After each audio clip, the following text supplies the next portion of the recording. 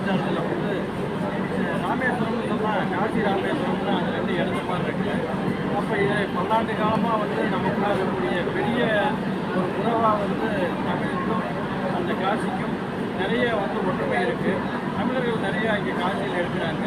அது இல்லாமல் ஒரு சுற்றுலாக இருக்கக்கூடிய ஒவ்வொருத்தரும் வந்து காசியை வந்து தன்னுடைய வாழ்நாள் ஒரு தடவையாவது போயிட்டு வரணும் அப்படிங்கிறது ஒவ்வொரு ஆசையாக இருக்குது. அந்த வகையில் இந்த ஏற்பாடானது நம்முடைய மத்திய சர்க்காருக்கு மிக பெரிய ஒரு பாராட்டுதலையும் அவங்களுக்கு ஒரு பெரிய மதிப்பையும் உண்டாகக்கூடியதாகவும் நம்முடைய சனாதன கலாச்சாரத்துக்கு ஒரு நல்ல ஒரு சிறப்பு செஞ்சிருக்கிறதாகவும் நாங்கள் வந்து விரும்புகிறோங்க. இதே மாதிரி நிறைய இந்த மாதிரியான ஆன்மீக சுற்றுலாக்களை நமது அரசு எடுத்து சிறப்பாக செயல்படுத்துகிறாங்க. ரொம்ப நன்றியாக